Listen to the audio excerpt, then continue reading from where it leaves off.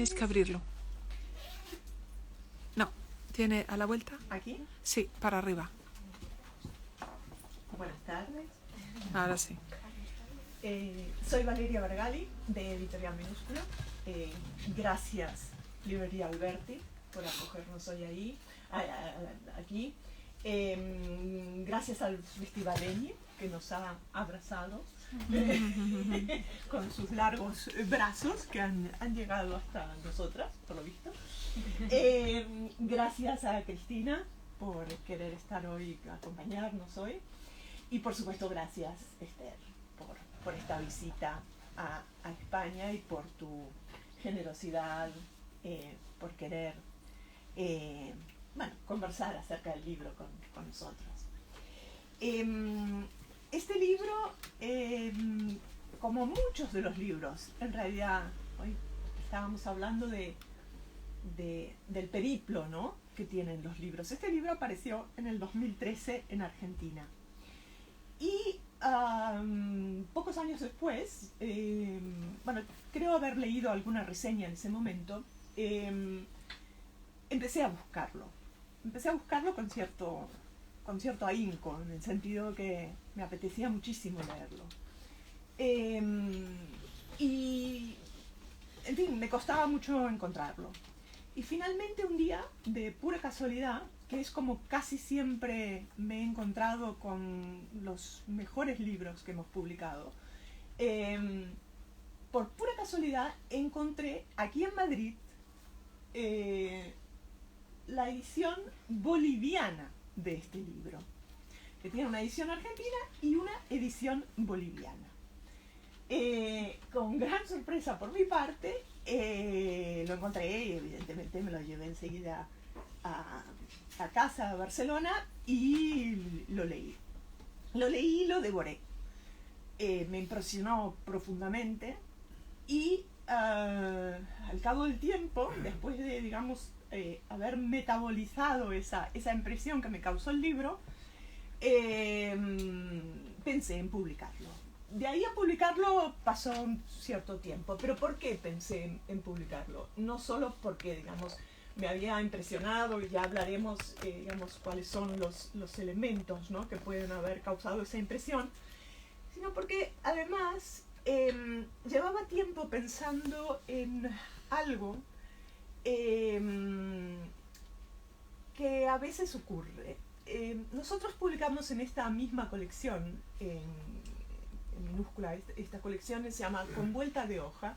Es una colección en la que hemos publicado pocos libros por ahora, porque son libros que tienen que reunir unos requisitos un poco especiales, y no es fácil encontrar libros para esta colección.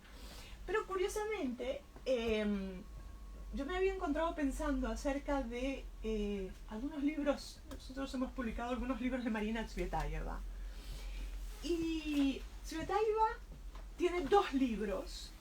Uno es Natalia Goncharova, retrato de una pintora, y el otro es el de Viva Voz de Vida, que es un retrato que ella hace de un personaje aquí prácticamente desconocido, pero muy famoso en Rusia, en la cultura eslava, que es Max Voloshin. Y el círculo de artistas, etcétera, que, orbitaban, ¿no?, alrededor de Voloshin, en un lugar bastante idílico del Mar Negro. Esos dos retratos que escribe Tsvetaeva son fascinantes en muchos aspectos, y uno de los aspectos tiene que ver con el hecho de que a partir del encuentro con un personaje que a su vez es artista, surge, o en torno a ese personaje surge, una obra de arte nueva. Entonces, esto es lo que yo encontré en el libro de Esther. Es decir, el libro de Esther no es una biografía, no es una ficción en torno a Mary Shelley, no es tampoco una aproximación autobiográfica que ahora empiezan a aparecer, es decir, enfoques que, digamos, se acercan, ¿no?, a la obra o a la biografía de una autora, sobre todo autoras mujeres las que están escribiendo en esta línea, y, digamos, hacen esta simbiosis, ¿no?, entre la vida de la autora, la que han leído con devoción, casi siempre, y la propia vida. Esther hace una cosa totalmente distinta.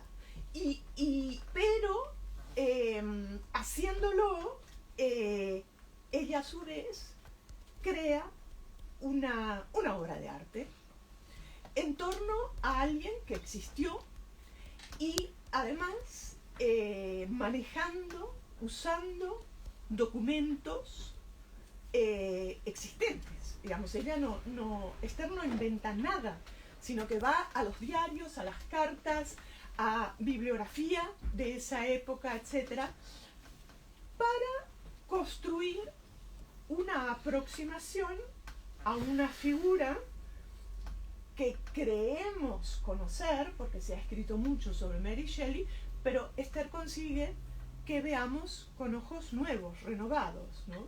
Y no solo a Mary Shelley, sino también la época y el entorno familiar, personal de Mary. Entonces, claro, a mí esto me parece una hazaña. Y yo esto me lo he oído decir muchas veces, Esther, pero si hablamos de literatura híbrida, que es un término que últimamente abunda mucho, yo creo que el libro de Esther Cross es un libro modélico, en el sentido de que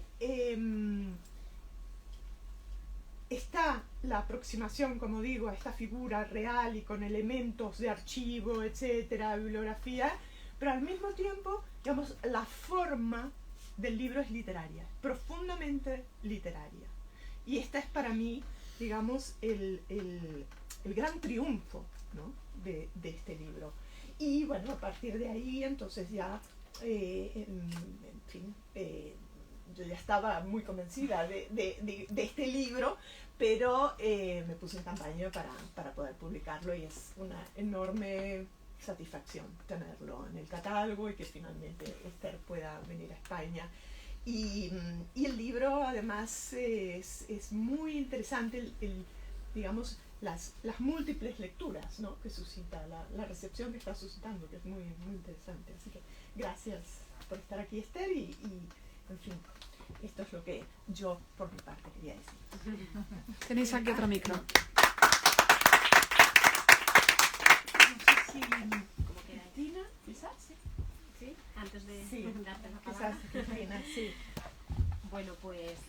¿Se oye? Sí, ahora se oye. Bueno, pues bienvenida, Esther. Bienvenida a Valeria, Editorial Minúscula. Tengo en mi casa el libro de Goncharova, así que de especial sobre Goncharova, así que estoy muy emocionada de estar aquí con vosotras, con esta editorial, con estos libros. Bienvenidas a la librería Alberti, bienvenidas a Madrid y bienvenidas también en nombre del Aula de Pensamiento Contemporáneo que existe aquí en la librería Alberti, y que antes de saber que ibas a venir a Madrid ya habíamos decidido poner tu libro en nuestra sesión de diciembre, y también hay miembros aquí de otro club de novela que tengo y lo vamos a leer también en el mes de abril o mayo. Esto para decir que verdaderamente el libro nos había gustado mucho antes de saber que estarías por aquí, así que bueno, empiezo ya declarándome fan devota, como has dicho, de esta autora, a quien conocí a través de una amiga común, de Mariana Sández, amiga también de la librería, quien me recomendó este libro y lo leí en verano. Y la verdad es que de todos los libros que leí en verano, todos buenísimos, este fue el que más me gustó, o sea, realmente me gustó mucho, yo recomiendo muchísimo este libro, por lo que vamos a hablar ahora. Y bueno, yo tengo poco que decir antes de darle la palabra y comenzar un poco el intercambio, la presentación. Para quienes no la conocéis todavía, pues Esther Cross es novelista, ensayista, traductora, editora de 2 libros míticos de entrevistas a Bioy Casares y a Borges cuando era solo una jovencita. Ha dedicado toda su vida a la literatura, a la palabra, a la cultura, y tiene numerosos premios. Está de visita aquí, normalmente vive en Argentina, y bueno, pues estamos muy contentos, gracias al Festival Eñe también, por alargar los brazos. Y bueno, quizá podríamos empezar hablando justamente de esa naturaleza híbrida, ¿no?, del libro, que es lo que, como dices, más me atrajo cuando lo leí. es un ensayo narrativo que se lee como una novela, pero efectivamente no es un ensayo, ni mucho menos una aproximación académica o biográfica a la figura de Mary Shelley. Es como una narración, efectivamente, pero no es una ficción, no es una bioficción feminista tampoco, que existen otras como género que se han publicado libros últimamente. Y bueno, pues si nos quieres hablar un poco de cómo llegas a esta forma de escritura que cruza la narración más que la ficción con la investigación, porque hay una investigación detrás, evidentemente, que es un poco la materia prima del libro. Bueno, muchas gracias por las generosas palabras. Gracias a la librería Alberti, al Festival Eñe, a Valeria, Cristina y a ustedes anticipadamente por la escucha y a los grupos de lectura. Estoy muy contenta de estar aquí. El encuentro con Valeria a mí me puso muy contenta cuando nos contactamos, porque yo soy una seguidora de los libros de la editorial. Y bueno, un poco respondiendo a la pregunta, creo que la forma en que los escritores escriben tiene que ver inevitablemente con la forma en que leen. Yo crecí en una casa de lectores. Mi padre era profesor de letras y yo era una especie de pequeña francotiradora en esa biblioteca enorme donde convivían los ensayos y los libros de ficción. Y ahí yo me las arreglaba en mi casa. Había una educación muy estricta, pero la lectura estaba absolutamente liberada. Así que tenía una abuela también que era fanática de las biografías. Tenía muchas biografías de Stefan Zweig, por ejemplo, en esa época era el biógrafo. Así que bueno, esas eran las vertientes de las que yo leía. Y yo leía ensayos que a veces no terminaba de entender cuando era muy pequeña, pero los leía con la misma fascinación casi, que creo que es lo que sucede con un buen ensayo, con la misma fascinación con la que leía ficción. Por supuesto, después ya, al tener mayor conciencia, empecé como a distinguir realmente lo que era un ensayo académico, una biografía seria de la ficción. Y este libro de alguna manera fue la fiesta de la rata de biblioteca. Yo estaba escribiendo una novela sobre una robot y se arma siempre en general una biblioteca, como una especie de música de fondo de todos los libros de ficciones que escribimos, y estaba leyendo libros que tienen que ver con eso. Leí, no sé, La Eva Futura de Guillermo Ladán. Inevitablemente pasé por Frankenstein nuevamente, como dicen los japoneses, uno pasa por los libros, ¿no? Vuelve a pasar por los libros como si fueran lugares. Y en esa edición encontré una biografía resumida de Mary Shelley, donde se contaba el episodio del corazón de Shelley, que podemos hablar después. Me llamó la atención, me volví a este dato, me di cuenta que nunca había reparado en la vida de Mary Shelley. Empecé a leer sobre ella y en un momento decidí escribir casi como estaba leyendo, con la idea de transmitir ese entusiasmo de lectura y de esa investigación, aplacando mi tendencia a la exageración y a la fantasía que es propia de la ficción, que no siempre se maneja con invenciones, pero sí con asociar imaginativamente datos de la realidad quizá, porque ya lo que encontraba era muchísimo y estaba ahí, casi escribiendo sobre la marcha de lo que estaba investigando, porque hay muchísimo material sobre Mary Shelley. Y creo que la hibridez de la que hablaba Valeria tiene que ver con una hibridez primera como lectora. De hecho, cuando yo empecé a ir al taller, primero estudié letras, después estudié psicología, pero había muchas discusiones, siempre se discute mucho en los talleres de escritura. Una de las discusiones era cómo íbamos armando la biblioteca. Todos nos enorgullecíamos mucho así, de una manera que tenía que ver con las cantidades, que no es muy literaria, de las bibliotecas que iban creciendo, y era cómo le ibas a ordenar. Entonces hasta había algunos que las ordenaban por editoriales, otros que las ordenaban de unas maneras insólitas. Pero en un momento yo dije, bueno, voy a ordenar como ordenaban muchos, por ficción y no ficción. Y a mí lo que me pasaba es que la sección donde se cruzaban ficción y no ficción iba agrandándose cada vez más, hasta que tomaba gran parte de la biblioteca, porque leía muchos escritores que escribían ficción y que escribían no ficción. Así que simplemente quedó la biblioteca ordenada por autores. Y creo que esa hibridez y esa forma de leer es lo que aparece en el libro.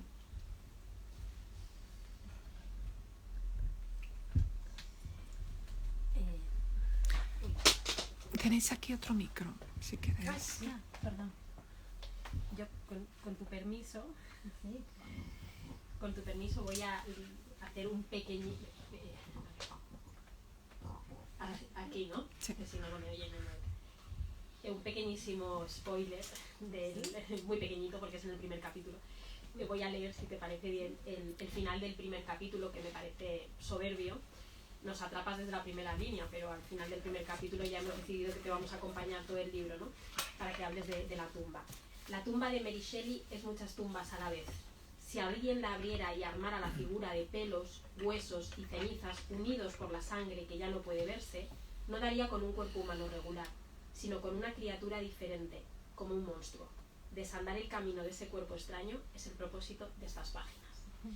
Que nos cuentes un poquito sobre esa tumba con la que empieza tu libro. Esas dos tumbas en la que una sobra algo y en la que otra falta algo.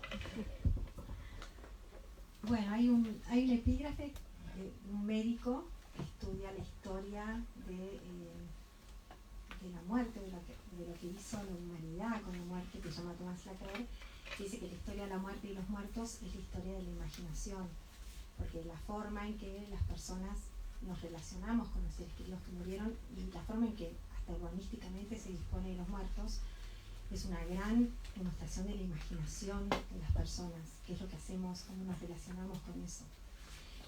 Cuando yo me enteré que Mary Shelley al morir había dejado entre sus pertenencias y sus varias reliquias el corazón de Shelley envuelto en un poema, el poema Donais, que Shelley dedicó a su vez a Keats, pensé que era una especie de colmo literario, que la mujer que había escrito una novela protagonizada en parte, ¿no? Porque está mitad protagonizada por el Dr. Frankenstein y mitad por un monstruo que está hecho de partes de cuerpos. Guardar el corazón de su marido me pareció una especie de colmo literario. Ese fue la primer punta, el primer hilo, la atracción, digamos, que me llevó a mí a escribir el libro. Pero enseguida, ni bien empecé a leer, me di cuenta que era quizás una exageración de Mary Shelley en una época donde había una fascinación con las reliquias, donde se guardaban reliquias y donde simbólicamente se hablaba de las cartas como reliquias. De hecho, cuando Shelley se murió, se escribió un libro sobre Shelley que se llamaba Reliquias de Shelley también. Se consideraba que las cartas y los textos eran reliquias de las personas. Entonces, decidí empezar por la tumba, porque realmente en la tumba de Mary Shelley está enterrada ella, están enterrados sus padres con ella, está enterrado el corazón de Shelley, están enterradas las reliquias de sus hijos. Y me parecía que una forma de seguir los pasos, de desandar los pasos de su vida y desandar los pasos que la llevaron a ella a escribir la novela, era justamente ver cómo habían ido a parar todas estas reliquias a su tumba. Y bueno, justamente usando la metáfora un poco de, que a lo mejor es Valeria lo que te atrajo también un poco en este libro, porque a mí me resultó también muy eficaz narrativamente, usando un poco la metáfora de los vasos comunicantes, es decir, la idea de que contando dos historias a la vez podemos intensificar la una a la otra y cuentan cosas que de forma aislada no contarían, cómo vas un poco cruzando ese desandar el camino de la historia de Mary Shelley con toda la historia de la medicina, de la disección de los cuerpos, de los robos de tumbas. O sea, toda esa historia, cómo la vas contando a la vez, es lo que también a mí dentro del libro, aunque sabemos que el Dr. Frankenstein ha profanado la tumba y ha robado las partes, lo sabemos, pero en la última bibliografía que yo había leído a propósito de Mary Shelley, pues no me había encontrado con nada parecido. Entonces, ¿cómo has planteado esa escritura doble, que nos vas contando también la historia de una parte de la medicina, pero también de la historia del crimen, y bueno, pues cómo interseccionan las dos? Bueno, pasemos al quirófano entonces, al quirófano del monstruo y al quirófano de la novela. Hay una idea de Virginia Woolf que a mí me salía como guía, que ella dijo una vez en uno de sus diarios, que sería interesante, dijo, escribir la biografía de un escritor, no solo contando los hechos de la vida del escritor y lo que pasa dentro del cuarto propio donde escribe el escritor, sino también lo que está sucediendo en la ventana, por la ventana, fuera de la ventana de ese cuarto propio. Y realmente hay ciertos escritores donde lo que sucede en la ventana y lo que sucede en el cuarto propio tienen una relación muy marcada. Y creo que ese es el caso de Mary Shelley. Mary Shelley fue una visionaria porque pudo ver su época y porque estaba realmente con los pies hundidos en su época, porque la vivió de una manera muy intensa. Entonces, bueno, la idea era hacer un poco una especie de ping-pong entre su cuarto propio y lo que pasaba afuera. La forma de estructurarlo al principio era bastante difícil. A mí me ganaba mucho en un principio todo el tema de los ladrones de tumbas y el tema de la ciencia, porque es algo que ella maneja magistralmente, por suerte, en la novela. Borges y Bioy Casares, en el Borges de Bioy, siempre protestaban se quejaban de los escritores de ciencia ficción que dan demasiadas explicaciones. Ellos los definían como los escritores de ciencia ficción que envían al lector a abrir manuales o buscar explicaciones en enciclopedias para tratar de entender las máquinas, por ejemplo, la máquina del tiempo o cómo están hechas las pociones. Mary Shelley sobrevuela esa dificultad magistralmente en la novela. Ella no da explicaciones, habla de una máquina, no entra en detalles cuando habla de los cementerios y los ladrones de tumbas, hace alusiones porque ella se maneja con sobreentendidos. Entonces era una gran tentación, justamente como ella da a entender, habla así de cierta profanación de tumbas. En un momento el doctor Frankenstein habla del asco y la repulsión que siente cuando está en el cementerio, o cuando trabaja con materiales, habla de materiales, no habla del cuerpo humano, y sin embargo entendemos de qué está hablando. Era muy grande la tentación de que fuera eso lo que ganara. Así que bueno, mi trabajo de quirófano era ir buscando un equilibrio entre las dos partes sin que sonara, y sigo hablando monstruosamente, artificial. Pero la idea era buscar un balance que espero que se haya logrado, porque ella fue de todos los escritores que en ese momento hablaban sobre el tema de los ladrones de tumba y sobre la ciencia, que había muchos, la única que logró contar el tema de una manera que realmente conmoviera a los lectores. Hubo algo que ella pudo captar y transmitir que nadie pudo hacer en ese momento. Sí, hay algo que tiene que ver con el encaje, ¿no? de justamente, ¿no? Un poco, tú hablabas de vasos comunicantes, de muchas de las cosas que están planteadas en el libro. Hay algo que yo creo que tú haces magistralmente, que siempre este movimiento de ida y vuelta, que no puedes, digamos, dejar de ver a Mary Shelley de una determinada manera una vez has cerrado el libro. Y no sabes muy bien que si es la historia del huevo y la gallina. Tal como ella lo explica, no es cuestión de determinar quién viene primero, pero que están íntimamente conectados. Y esto es lo que Esther consigue iluminar, ¿no? De esa manera tan extraordinaria. Tú has leído el final del primer capítulo, pero el principio del segundo, y ni siquiera todo el párrafo, cuando se refiere a Mary, dice: nació el 30 de agosto de 1797. A los 10 días murió su madre. Acá hay encerrado en estas dos frases casi como gran parte del alma del libro. Es decir, porque es un libro que se aproxima también, digamos, a la marca, ¿no? De la muerte en la biografía de la misma Mary, de la muerte como se vivía, digamos, en el Londres de esa época. Y hay algo que aflora y aflorará más a lo largo del libro, que es la cuestión del dolor. Y el dolor, digamos, el dolor que se deriva de de estas muertes cercanas, de la madre, de los hijos, del mismo Shelley, pero del dolor físico también. Ahí no quiero adelantar nada, pero hay una parte del libro en la cual se rescata una carta de otra escritora en la que habla de una experiencia médica que tiene, ¿no? Porque sufre de una enfermedad, una dolencia, que tienen que intervenirla, tienen que operarla. Y la manera como se describe esa operación es muy impactante, y es muy impactante además en el contexto de este libro. Entonces, digamos que el ensamblaje, no sé, me vienen palabras bastante feas para definir lo que decir. Como, está todo realmente muy equilibrado, muy todo en su sitio en este sentido, y al mismo tiempo, digamos, nos acercamos a un enigma, ¿no? También hay un enigma ahí que late. Qué bien. Bueno, me alegro. Creo que lo que pasa es que Mary Shelley, en el prólogo de 1831, Frankenstein tuvo 13 ediciones en vida de Mary Shelley. La primera es la que se considera la edición más salvaje, fue su primera escritura. Ella tenía 18 años cuando escribió la novela, estaba entre los 17 y 18. Eso también es muy impresionante, no porque la juventud sea un valor en sí mismo, sino porque es un libro hecho de lecturas también, es un libro hecho de lecturas suturadas, y era un libro hecho con una idea. Esto es extraliterario, pero Mary Shelley formaba parte de un movimiento que querían mejorar el mundo, así que es un libro que, más allá de que tiene acción, de que tiene una historia, de que fue una historia muy impresionante en su momento, además tenía una idea, tiene un montón de lecturas.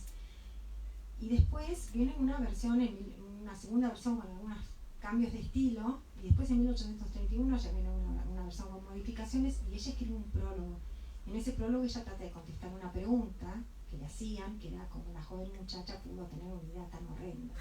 Nos preguntamos si hubiera sido un escritor, disculpen esta lectura de género, si hubieran preguntado si un escritor joven hubiera tenido una idea tan horrenda, pero esta es la pregunta que le hacen a ella, y ella, ese prólogo es muy jugoso, porque ella trata de responderlo y lo responde como una escritora, y es un texto breve que casi, si vamos hablando en términos quirúrgicos, da para diseccionar, o sea, lo podemos ir abriendo casi párrafo por párrafo, y tenemos toda la vida de ella, toda una teoría de lo que es escribir. Y ella ahí se define como una testigo devota. Lo que ella dice es que ella escuchaba lo que estaba pasando en su época, lo que se decía que hacían los médicos, lo que se decía que pasaba en los laboratorios de medicina. Ella dice que ella era una testigo silenciosa, creo que se tiró un poco a menos, ¿no? Casi como fines narrativos en ese prólogo, que ella levanta todo eso para contar una historia que congele la sangre. Entonces, parafraseándola, creo que modestamente, es tal la cantidad de material, hablando de materiales también, que hay sobre ella. Están las cartas, sus diarios, su obra de ficción, toda la obra de ficción y los diarios y las cartas de las personas que la rodeaban.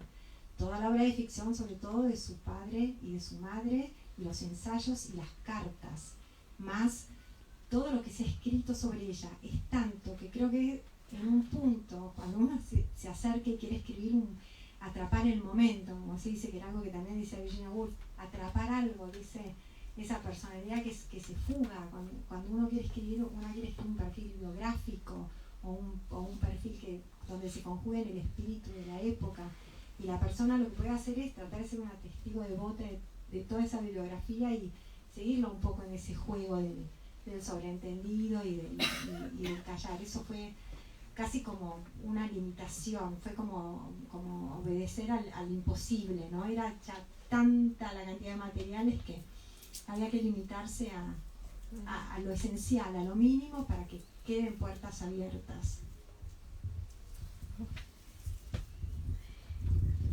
Bueno, y otra pregunta.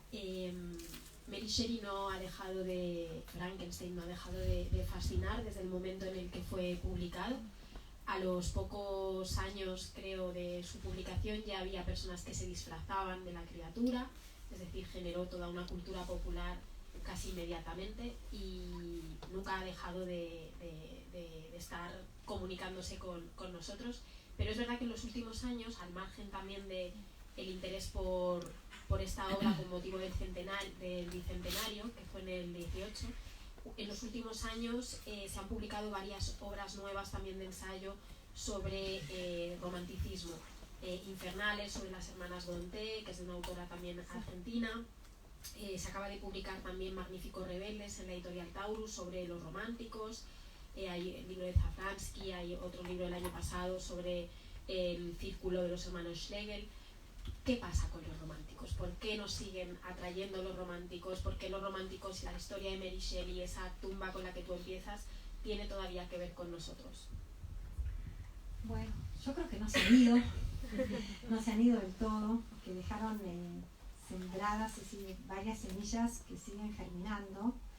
El otro día estaba escuchando una charla que dio una escritora admirada que estudia mucho que estudia el romanticismo alemán, Mariana Dimopoulos. Estábamos hablando con Valeria sobre ella, y ella dijo algo que creo que puede responder en parte de tu pregunta, y es que ante la caída de varios ideales y de varias posibilidades de respuestas a varios cuestionamientos que hubo en un momento, el movimiento romántico, los escritores románticos sobre todo, lo que trataron fue de responder a todo, y de responder a todo con la escritura. Y lo hacían de una manera, a veces a través de la ironía, porque como decía Mariana, la ironía es una forma de decir dos cosas a la vez.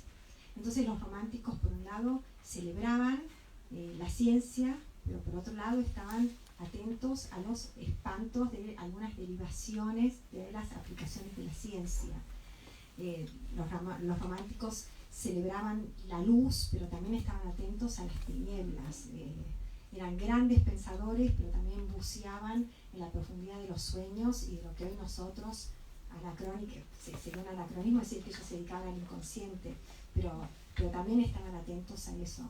Y por otro lado, ya en la práctica, de una forma mucho más pequeña, lo que tenía el movimiento, sobre todo de los románticos ingleses, Mary Shelley, Byron, Shelley, era que ellos trataban de crear una concordancia entre lo que pensaban y su forma de vida. Y eso es algo que en este momento puede resultar, por muchas razones, cada cual dirá por qué, muy cautivante, atrapa mucho. Y Mary Shelley era un ejemplo andante de eso, ¿no?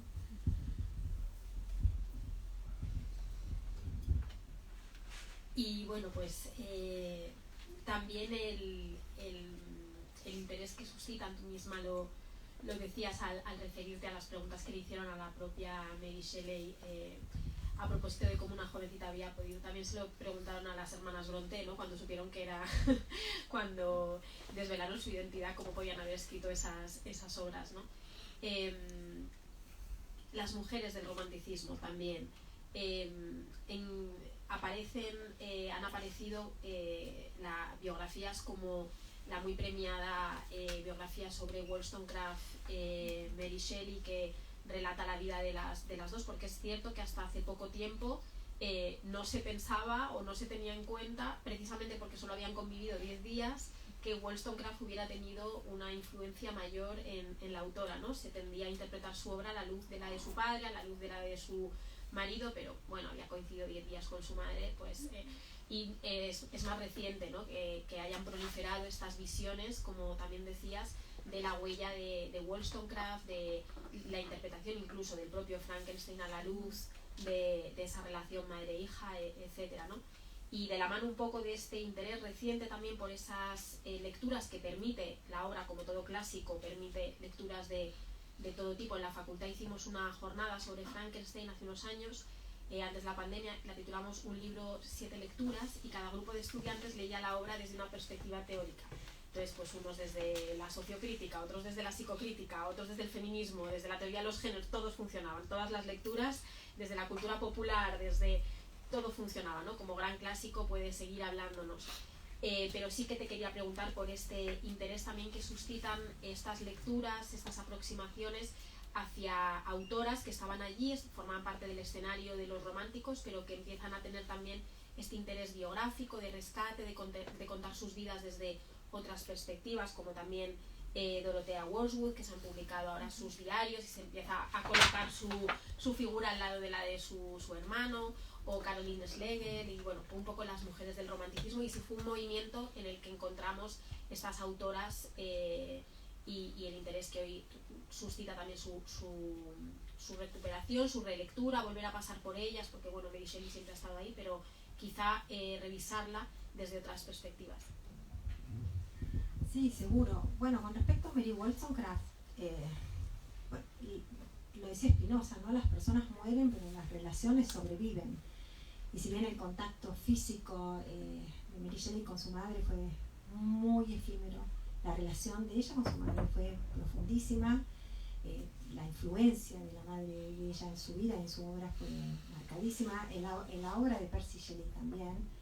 Y Frankenstein, de hecho, en muchos fragmentos es un homenaje declarado y muy explícito a la obra de Mary Wollstonecraft. Hay partes que son casi un saludo abierto a la reivindicación de los derechos de la mujer. En el diario Mary Shelley, que es un diario personal muy discreto, donde ella, justamente por reacción a algo que pasó con la madre de ella, y es que la vida sentimental personal de su madre se convirtió en un escándalo que tuvo unas consecuencias como bastante violentas, sobre todo para una personalidad muy tímida como la de Mary Shelley. El diario Mary Shelley es un diario muy discreto, donde hay anotaciones que tienen que ver con su vida personal que están cifradas casi en jeroglíficos, en pequeños dibujos. Es realmente el diario de una escritora, donde tenemos páginas y páginas con listas de lectura y de las traducciones que ella hacía. Y en esas listas es muy impresionante encontrar la cantidad de escritoras que ella leía mientras escribía Frankenstein, y después, con toda su otra obra, escritoras que no pasaron a la posteridad y que ahora están siendo rescatadas. Por ejemplo, una de ellas es Fanny Burney, la lectora de la carta que comentaba Valeria, que era una escritora que se leía muchísimo en ese momento, y que además eran escritoras que se leían entre sí, que tenían mucha solidaridad entre ellas. Pero bueno, no la tenían fácil. De hecho, Mary Shelley contribuyó a armar una red para que una escritora amiga de ella, que se llamaba Diana Dodds, se hiciera pasar que tenía un nombre de pluma y escribía como un escritor que vendía mucho, pudiera hacerse pasar por un varón diplomático al que presentó, se vestía de hombre y presentó en Francia para que pudiera vivir. Se lo presentó a Mérimée, se lo presentó a Stendhal. Así había una gran solidaridad entre escritoras, y esas escritoras sí ahora están siendo rescatadas, creo que por suerte. La madre de Schopenhauer, Johanna Schopenhauer, también una gran escritora, creo que recién ahora se están traduciendo del alemán algunos textos de ella, tiene diarios de viaje muy interesantes, y tenemos escritoras que eran escritoras profesionales, y por otro lado están las escritoras de diarios de viaje, que era todo un género, donde encontramos algunas sorpresas justamente de manos de escritoras que a lo mejor, como no están siendo tan observadas, se despachaban con algunas noticias que en lo que era así más leído no circulaban. Sí, digamos, Mary Shelley en los años posteriores, después cuando enviudó, y digamos hasta su muerte, digamos, vivió prácticamente sola, ¿no? Hay algo que tú decías antes que me parece muy interesante acerca de los románticos y el intento de vivir de acuerdo con los propios ideales. Y ahora justamente cuando hablabas de las escritoras de ese momento y el hecho de que se leían entre ellas, etc. Claro, hay algo de esa experiencia, ¿no? Del intento de vivir de forma coherente, en definitiva, que es mucho más doloroso para las mujeres que para los hombres, ¿no? Sobre todo en el terreno de las relaciones sentimentales, familiares, etc. Y no me parece casual entonces que Mary acabase sola y aislada, ¿no? Sí, absolutamente, porque además lo que le sucedió a ella fue que cuando Shelley murió, ellos vivían casi como una vida errática, viajando por el continente. Cuando Shelley murió, ella volvió a Inglaterra, donde ella decía que la pobreza en una cárcel, hablamos de una pobreza relativa, pero realmente ella tenía que sostener cierto nivel de vida, mantener a su hijo, ayudar a su padre económicamente. Y todas las críticas que se dirigían a Shelley y a ella se convirtieron en críticas solo a ella. De hecho, Shelley, que era un escritor convertido, un personaje muy controvertido, se transforma en una especie de ángel, que con el tiempo va a terminar transformado casi en un santo. Se habla de la canonización de ciertos escritores románticos, que es una operación llevada a cabo por Mary Shelley y por todos los amigos de Shelley. Pero la contracara de esa operación, que es para rescatar la figura literaria de Shelley, es que Mary Shelley recibe todas las críticas que antes recibían los dos. Después se muere Byron. Entonces, cuando ella escribe El último hombre, ella pone en el diario que ella se siente como el último hombre, la última sobreviviente de una raza. Entonces se queda sola, todos los ideales del romanticismo que ella sigue sosteniendo empiezan a pasar de moda, esto es muy duro para ella, empieza a sentirse ya a la avanzada de lo que va a ser la era victoriana, y además ella es mujer, entonces la extorsionan muchas veces y se queda sola, ella siente que se queda sola, y por el hecho de ser mujer le trae además muchos problemas. Por ejemplo, ella no puede firmar con su nombre, paradójicamente después, porque hay cosas que son ironías que pueden hacer gracia. Por un lado no puede firmar con su nombre, después puede firmar como la misma autora de Frankenstein, y tiene que tener cuidado porque su suegro hace mucha presión sobre ella, entonces quiere rescatar toda la obra de Shelley, pero tiene prohibido hacerlo, tiene prohibido escribir cualquier biografía de él, entonces se encuentra una forma que es armar como una especie de monstruo, y es editar los poemas de Shelley y ir contando de forma fragmentaria. Al comentar cada poema de él, va contando algo. Entonces, si nosotros tomamos esa edición de las obras de Shelley que hace ella, hacemos abstracción de la obra de Shelley y sumamos todos estos fragmentos, nos encontramos casi con una biografía y un ensayo sobre Shelley que ella escribe. Pero sí, realmente tuvo una vida muy dura, donde terminó prácticamente sola, se sentía sola. La reclamaban además para que ella participara en debates públicos, se retraía, tenía mucho miedo a esto de lo que nosotros ahora llamaríamos exposición, decía que no quería que hablaran de ella ni siquiera para defenderla. Defendía mucho su privacidad, defendía mucho la diferencia entre la obra y la vida privada, eso lo pagaba muy caro también, y la hermanastra de ella encontró la clave de por qué ella no debatía en público sobre temas como los derechos de la mujer, por ejemplo, cuando decía que Mary Shelley era una escritora de ficción, y como escritora de ficción su talento era poder ponerse en la cabeza del otro, que es lo que hace un escritor de ficción, se maneja con distintos personajes, se pone en la cabeza del otro. Entonces ella decía que en una discusión su capacidad para ponerse en el lugar del otro le jugaba en contra, porque justamente podía entender la posición del antagonista. Entonces ella tenía una gran militancia en privado, era una escritora profesional realmente muy profesional, pero pagó caro esta coherencia.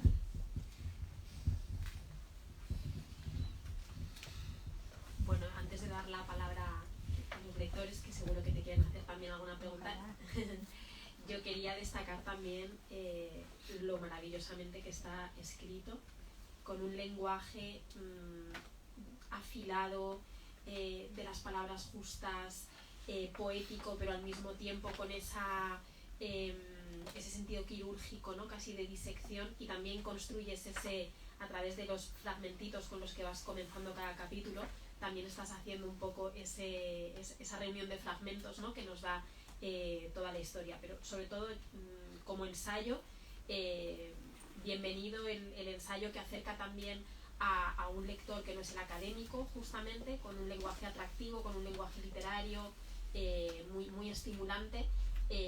Pues al final muchas personas conocen Frankenstein pero no han leído la obra, porque precisamente forma parte de la cultura popular y bueno, pues a lo mejor han visto alguna película, pero muchas personas no han leído la obra realmente, ¿no? Pasa con otros libros, ¿no? Y creo que este libro es una invitación a quien no lo haya leído a leerlo y a tomar muy en serio esa obra literaria también, literariamente, y la forma en la que está escrito pues atrae a un lector amplio y saca un poco del debate puramente académico muchos temas que están en la universidad o en la academia, en la escritura más especializada, y hace que pueda llegar a un lector mucho más interesado. Así que nada, enhorabuena por este libro. Solo una cosa claro. pequeñísima con respecto a la escritura. Claro. que es algo que a mí me gusta muchísimo, que es ese lenguaje poético que está, creo que casi nunca está exento de ironía. Sí. Incluso ya la primera imagen de los dos corazones, que es extraordinaria, hay una ironía subyacente. Y esto me parece sumamente, en fin, muy, muy sugestivos. Sí, hay una ironía y luego todas las imágenes, empezando por la de las dos tumbas, pero también todas las imágenes, por ejemplo, de lo móvil, ¿no? Cómo se van desplazando de un lugar a otro y que van con todo a cuestas, con las tumbas, las cunas, las reliquias. Las reliquias, claro, la idea de circulación, cómo circulan ellos también en sus viajes, ¿no? Que también es un mundo nuevo en el que empiezan a los orígenes del nuestro, cómo empiezan a moverse, a cambiar de lugar, el viaje. Creo que eso está perfectamente transmitido al lector con esa idea de lo que nos llevamos puesto y cómo iban abriendo, me encantó, cambiando de hotel y se tenían que llevar todo el ataúd, la nueva cuna, con esa ironía. Estás contando algo horrible, o sea, la vida de estas personas fue terrible, pero la forma en la que lo has contado contribuye a este mito romántico, sacando punta a sus tesoros. Y es muy, muy estimulante, me ha gustado mucho. Muchas gracias. Igual podías leer algo del... Ha leído Desde un poco luego. Cristina, pero estaría bien. El principio, el arranque, sí, Están, sí, el arranque. El arranque, es que es sensacional. sí. Bueno. En el cementerio protestante de Roma, en la tumba de Percy B. Shelley, hay una lápida que dice corazón de corazones, pero falta el corazón. El corazón de Shelley está enterrado con Mary Shelley y su mujer a cientos de kilómetros en la ciudad costera de Bournemouth, Inglaterra. Así que en una tumba hay una urna con cenizas incompletas y en la otra hay un corazón de más. En la que sobra un corazón hay otras partes de la familia. La tumba de Mary Shelley es un mapa mudo de su vida. Además del corazón de su marido, contiene otras reliquias, partes de personas que la rodearon, a veces por demasiado poco tiempo. Mary Shelley tuvo 4 hijos, solo uno la sobrevivió. La primogénita se murió en una cuna pobre y fría de Londres. La otra hija murió en Venecia a los 2 años de edad. William, el varón que nació entre ellas, murió también en Italia de cólera o fiebre tifoidea. Mary Shelley guardó algo de cada uno, un poco de pelo, un pañuelo, para tenerlos presentes, aunque igual se presentaban por su cuenta. Veía a sus hijos muertos en sueños y en el insomnio.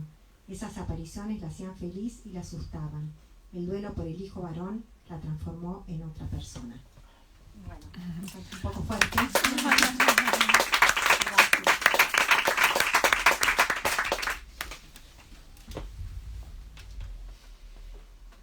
Pregunta, ¿no? Yo creo.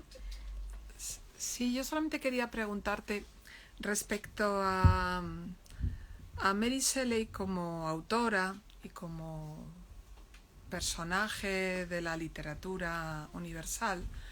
Ella no fue devorada realmente por Frankenstein, o sea, porque ahora sí no ha habido una película, en fin, están saliendo biografías, pero hasta hace no mucho Frankenstein era como una obra en sí misma y ya estaba, ¿no?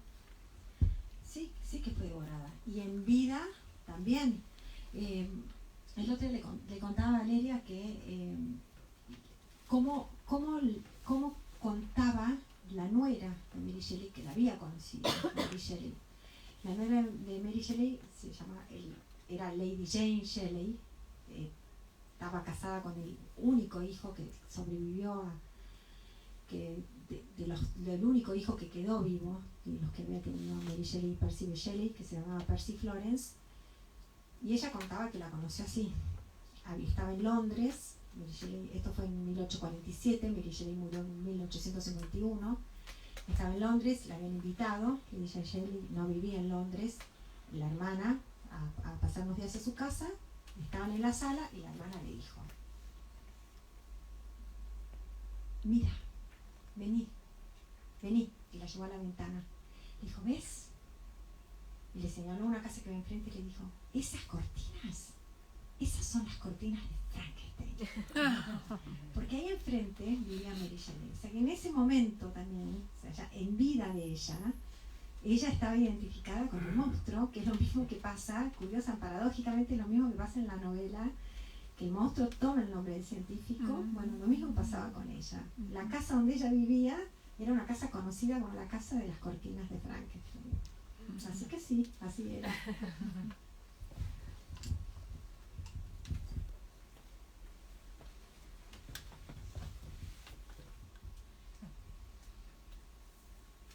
Y la novela no sé si contar, de la novela que estabas escribiendo para, y esto fue la documentación, esa novela me imagino que se publicó, podemos leer y tiene algo que ver o no.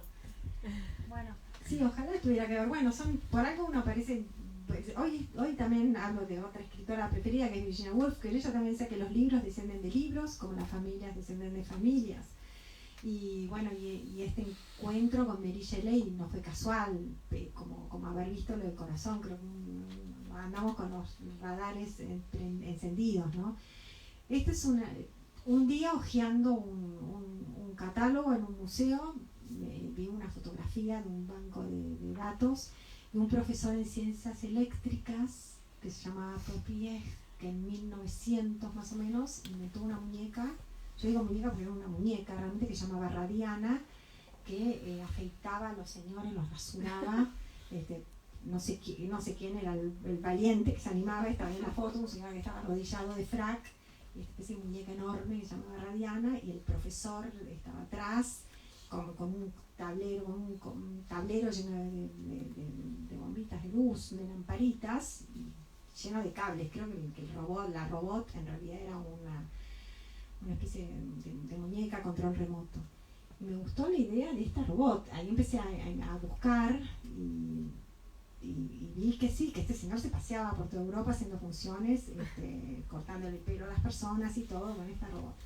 Así que bueno, escribí una novela que se llama Radiana, que se trata de la historia de un inventor que se casa con una pianista, que tiene pánico escénico y no puede tocar el piano porque se pone mal. Mientras tanto, él en el sótano de su casa inventa esta robot en un mundo así de científicos, donde hay un señor que inventa esos lociones y pócimas de los antes y después, solo que él cambia las fotografías de orden y los modelos, donde va antes y va después, o donde va después dice antes, porque los va, por ejemplo, o sea, a uno de los modelos los hace engordar, a otro lo va haciendo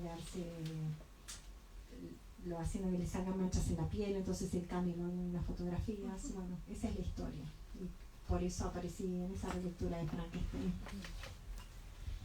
Debo decir que a este libro yo también le agradezco haber descubierto una autora, es decir, una escritora, porque a partir de la lectura de la mujer que escribió Frankenstein y la decisión de publicarla, evidentemente he leído muchas de las cosas que escribió, o sea, no todas, pero muchas, y doy fe que es una escritora extremadamente sutil, muy refinada, como es refinada en sus lecturas y en su capacidad, digamos, de diseccionar un texto. Y sus cuentos y novelas son extremadamente sugerentes, o sea, encontramos, digamos, la escritura de este libro es resultado de una trayectoria sobresaliente. Es una gran creadora de atmósferas, de personajes con, digamos, una presencia que se impone, pero que a su vez son personajes que un poco flotan en unos mundos muy particulares. Y lo que sí que espero, y que ojalá que sí que se pueda, es que podáis conocer también esta faceta de Esther en el futuro aquí en España.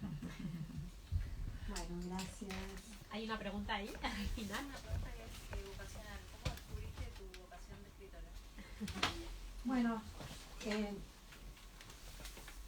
leyendo, y ya cuando leía, de muy chica, con ese entusiasmo, querer hacer eso. Y también al haber crecido en una casa de lectores, la cara de felicidad cuando leían, ya antes de leer, creo que esto es poco literario, pero ya antes de leer, vivir en una casa donde los adultos estaban leyendo, no se los podía interrumpir, pero felizmente, no en un mal sentido, porque veía que estaban en esa actividad, yo ya quería hacer eso. Y después cuando empecé a leer, ya quería escribir, de alguna manera sabía que ir para ese lado. Después tuve una profesora, los profesores y los lectores que nos guían, creo que son los que más nos estimulan y nos ayudan en el colegio, que tenía la buenísima idea de que por ejemplo, si leíamos cuentos policiales, la prueba o el examen era que escribiéramos nosotros un cuento policial, que era una forma de incentivar la imaginación. Nunca nos decía lo difícil que era, que es la mejor manera de disuadir a las personas para que hagan algo, sino que nos alentaba. Así que bueno, ese fue un poco el camino. ¿Escribís también? Bueno, ahora estoy terminando con algunas tesis y hay una que es como si fuera un hijo que tengo, que la verdad que me está costando bastante. Y es todo un arte escribir. Entonces, Sí, pero siempre cuesta, ¿eh? Sí. Cuesta, pero sale, ¿no? Bueno, suerte. me gustaría saber hacerlo bien, digamos. Sí, pero se hace haciendo, ¿no? Sí. Sí, suerte.